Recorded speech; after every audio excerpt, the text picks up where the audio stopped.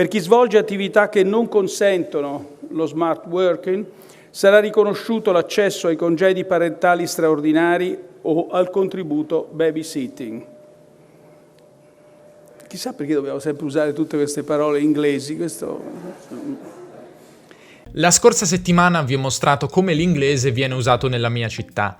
Oggi voglio sviluppare un discorso più generale sugli anglicismi. Vi avverto, non sono un linguista, non sono uno studioso, non sono nemmeno un esperto in materia. Detto ciò, ho letto un po' di cose sull'argomento e vorrei condividere con voi la mia opinione. Un'opinione che tra l'altro nel tempo è cambiata. Benvenuti su Podcast Italiano. Io mi chiamo Davide, insegno l'italiano agli stranieri, ma ogni tanto faccio video che potrebbero incuriosire anche i madrelingua, come forse questo. A chi impara l'italiano con i miei video ricordo che nel mio club su Patreon troverete la trascrizione con il lessico difficile spiegato e tradotto. La versione audio di questo e di tutti i miei video è un podcast esclusivo che ha già più di 70 episodi. Partiamo dalla terminologia.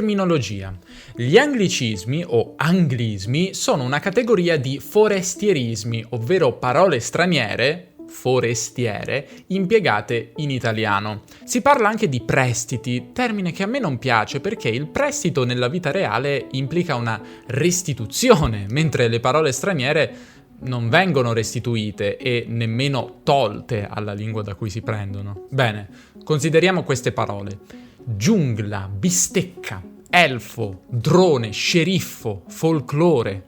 Secondo voi da dove provengono? Dall'inglese. Ma hanno qualcosa di strano, no? Non sembrano inglesi, sono indistinguibili da parole italiane. Perché le abbiamo adattate. Da sheriff abbiamo creato sceriffo, da drone, drone, da beefsteak, bistecca. Facciamo altri esempi. Secondo voi, da dove vengono le parole parlare, mangiare, svegliarsi, formaggio, giardino, sembrare, viaggio? Qualche idea? Vengono dal francese e dal provenzale. Sono dei francesismi. O ancora grandioso, gustoso, appartamento, regalo, imbarazzante, compleanno. Questi sono ispanismi. Le parole straniere si adattavano alle regole della nostra lingua. Il lessico dell'italiano è stato molto influenzato e arricchito dalle lingue straniere, ma ha sempre adattato i forestierismi. Oggi non adattiamo più, non parliamo di smartofono, di sport. La sola idea di adattare forestierismi verrebbe ridicolizzata dalla maggior parte delle persone. Lo spagnolo peraltro lo fa ancora, ma questa è un'altra storia. Un altro meccanismo è la traduzione, per esempio attraverso calchi come grattacielo da skyscraper e datore di lavoro da Arbeitgeber in tedesco, cioè traduzioni basate sul modello originale. Questi si chiamano calchi strutturali.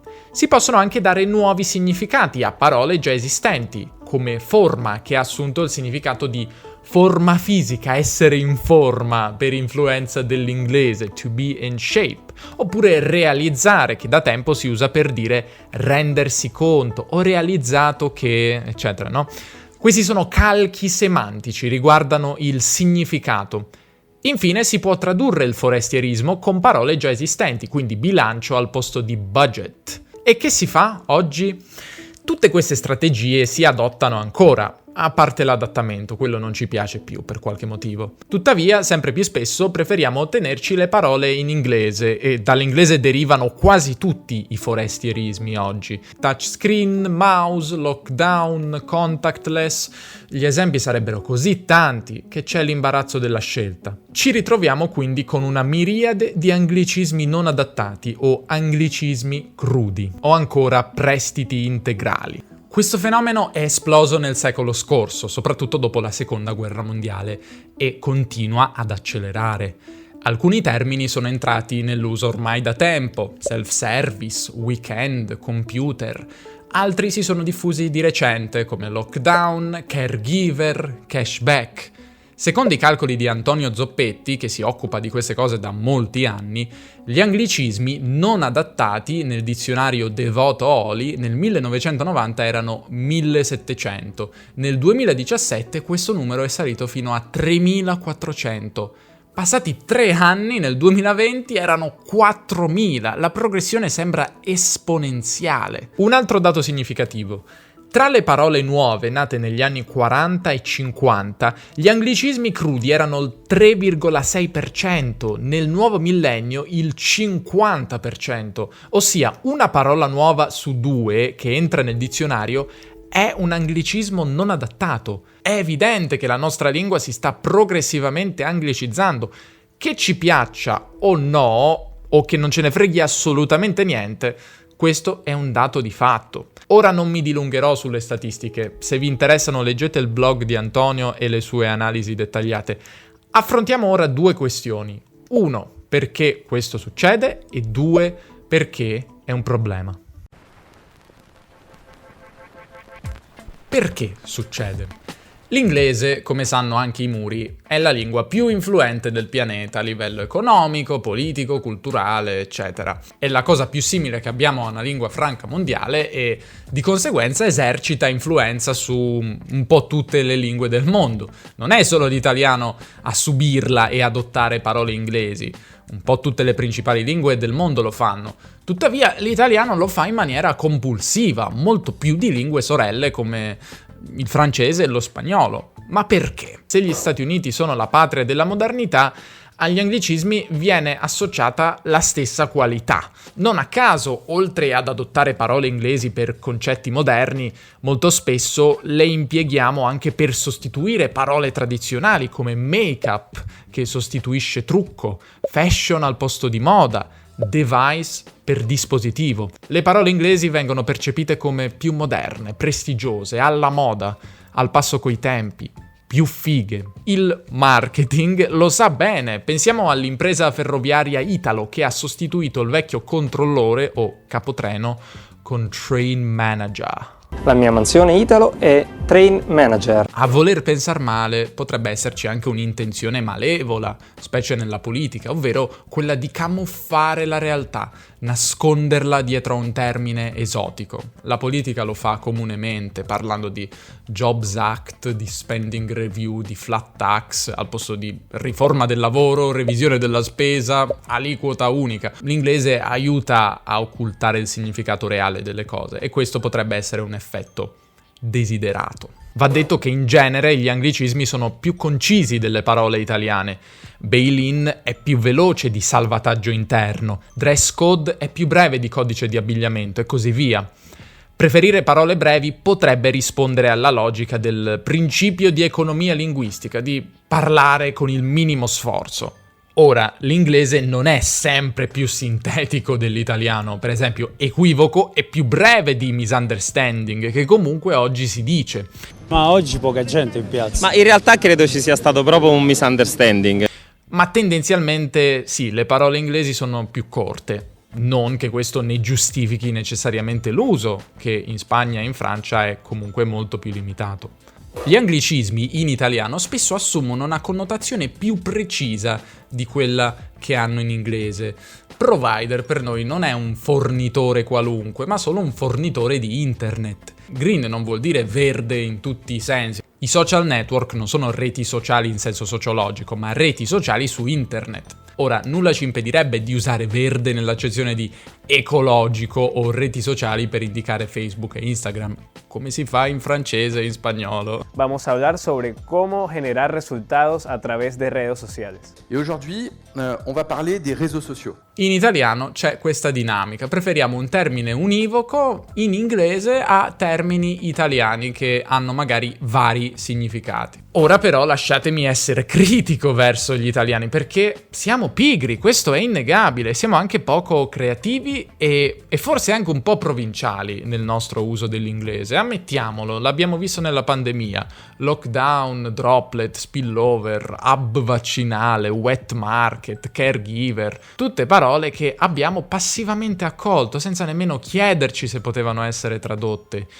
Questa pigrizia va imputata in primo luogo a chi più di altri influenza, modella, crea la lingua, ovvero il mondo dell'informazione e della politica. I caregiver, cioè coloro che fanno da autisti, fra virgolette, caregiver, no? Sono proprio i giornalisti, i comunicatori dell'informazione e i politici i primi ad adottare passivamente termini in inglese e a diffonderli. Hanno più responsabilità loro del cittadino comune che si limita a ripetere ciò che sente. Questo atteggiamento è dovuto almeno in parte all'assenza di un organo regolatore. Sì, c'è l'Accademia della Crusca, ma non ha un ruolo normativo.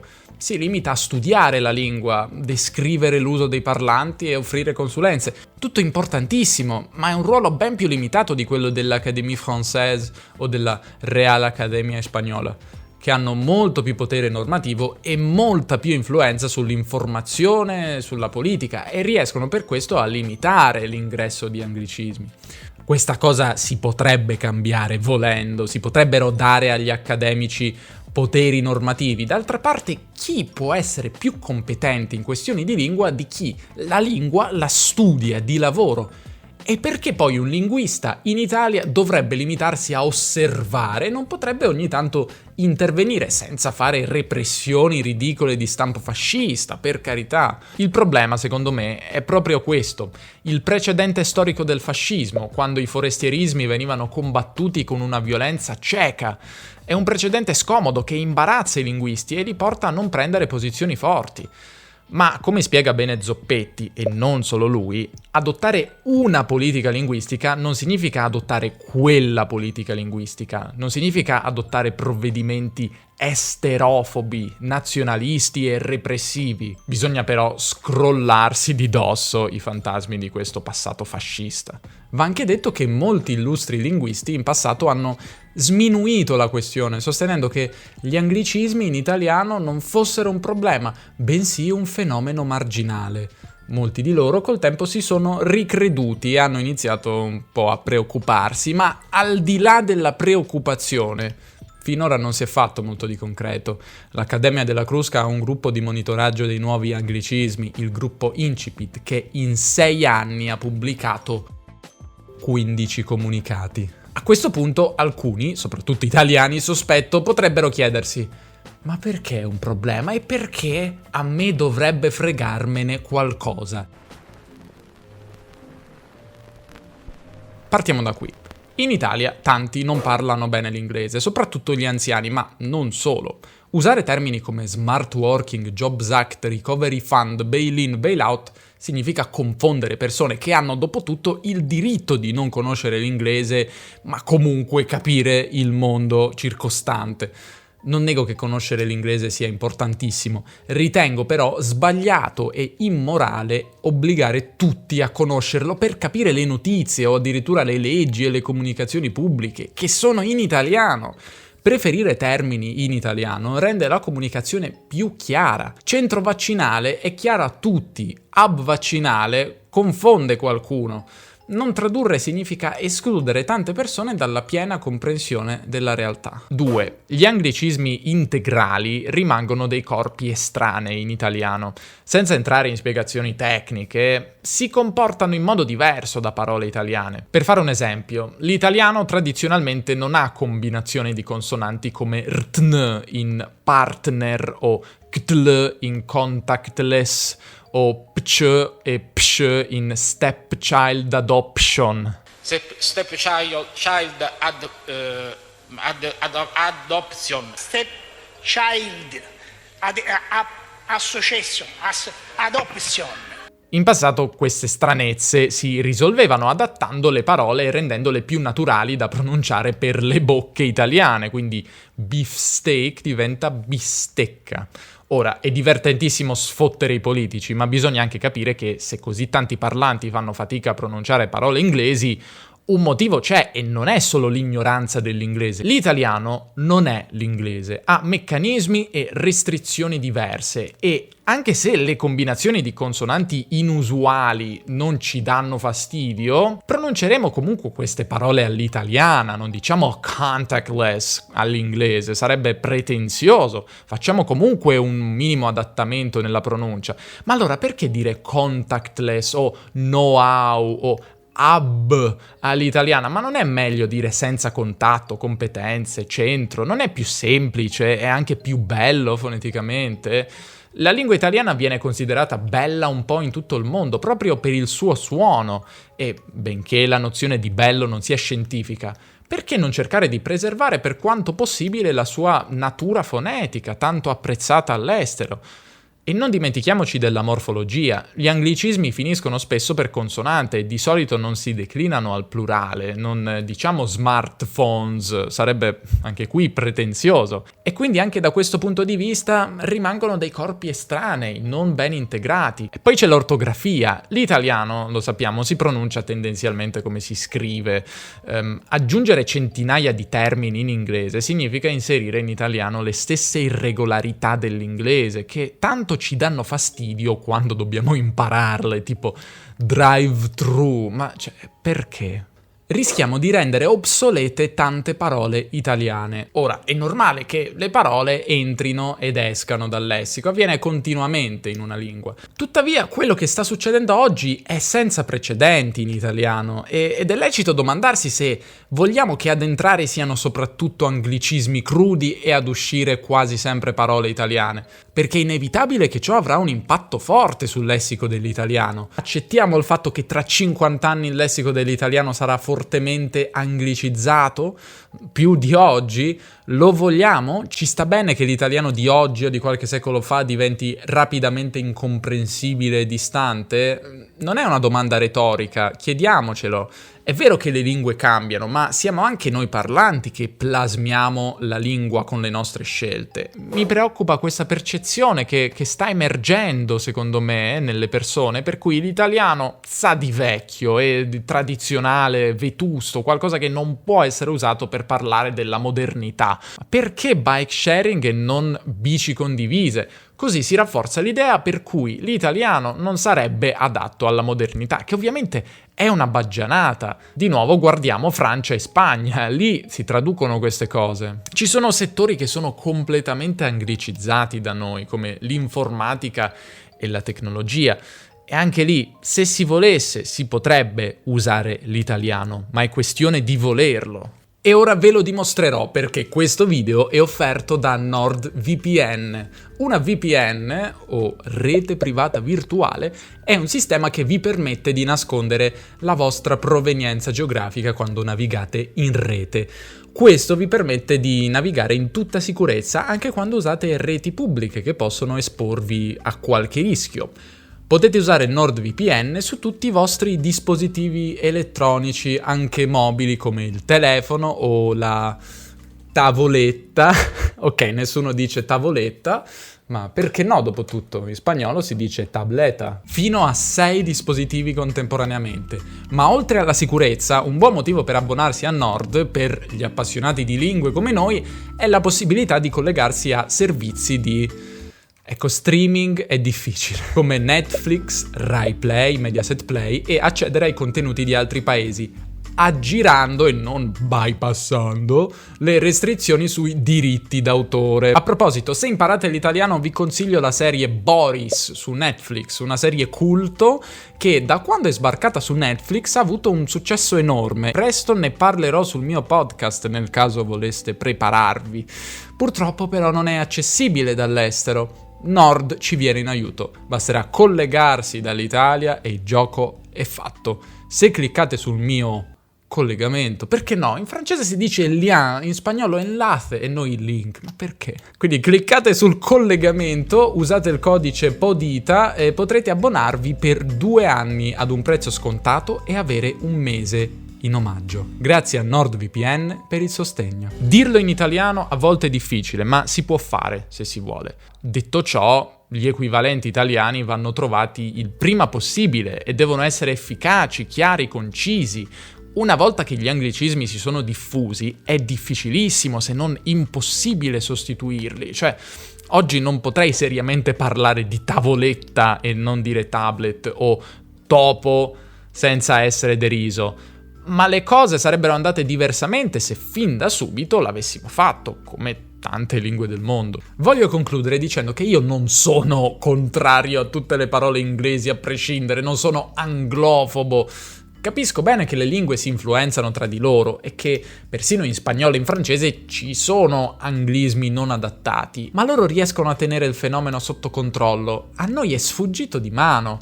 Io penso che stia snaturando l'identità dell'italiano. Non è questione di difendere una presunta purezza dell'italiano, ma è una questione di cercare di preservare un po' la sua identità fonetica, ortografica e anche la vitalità della lingua. Adattare caterve di anglicismi non adattati non è un sinonimo di vitalità della lingua, secondo me. Secondo me è un sinonimo di pigrizia e di provincialismo. Personalmente, da qualche tempo cerco di non usare gli anglicismi se non servono e cerco sempre di fare lo sforzo creativo di tradurli quando non diventa ridicolo e inaccettabile socialmente, come topo, purtroppo non si può dire. Io in passato non lo facevo, il problema non mi interessava più di tanto, come magari a voi adesso non interessa minimamente. Anch'io usavo parole in inglese continuamente, senza pensarci. E questo perché io sono figlio del mio tempo. Inoltre so bene l'inglese, lo sento, lo uso tutti i giorni e quindi è normale che a volte mi vengano in mente termini in inglese prima dei corrispettivi in italiano. Ma attenzione, ci sono contesti e contesti. Se lo si fa con gli amici informalmente è un conto, se lo si fa in una legge dello Stato o in una comunicazione pubblica o su un giornale è ben diverso, sono contesti diversi e che richiedono un livello di attenzione e di cura diversa. L'aspetto per me più assurdo, lo ripeto, è l'uso dell'inglese nella politica, nelle leggi, cioè quello non lo posso accettare e tra l'altro da questo punto di vista gli svizzeri che si sforzano di preservare il plurilinguismo del paese sono molto più attenti di noi. Antonio Zoppetti, che ho menzionato tante volte, insieme al progetto italofonia.info, ha proposto al Parlamento italiano una petizione con una proposta di legge che al momento non è stata ancora discussa. La proposta contiene 11 provvedimenti, a mio parere, molto sensati. Vi invito a leggerla e, se vi convince, sottoscriverla. Anche se siete stranieri potete farlo, così da provare a convincere i parlamentari a discuterla. Vi lascio i link in descrizione, insieme anche ad altre risorse interessanti. Vi ringrazio per essere arrivati fin qui, spero che questo video vi sia piaciuto e se vi ho convinto potreste pensare di condividerlo, ditemi che ne pensate, sia che siate stranieri, sia che siate italiani. Mi rendo conto che oggi ho parlato più agli italiani che al mio pubblico straniero, quindi chiedo scusa se è stato un po' difficile seguire il video. Comunque, pareri, critiche, riflessioni, opinioni, fatemi sapere, vi leggerò con molto piacere e detto ciò ringrazio di cuore i membri del mio club su Patreon che sostengono questo progetto. Grazie davvero di cuore, vedete i loro nomi ai lati. Se imparate l'italiano e volete ottenere anche voi il PDF con la trascrizione in lessico difficile di questo e di tutti i video, nonché un podcast esclusivo di approfondimento che si chiama 3 parole a tipo 70 episodi, potreste considerare di abbonarvi, mi aiutereste davvero un sacco. Se siete interessati andate sul club per saperne di più, mi raccomando guardate Boris e provate NordVPN. Un abbraccio e alla prossima.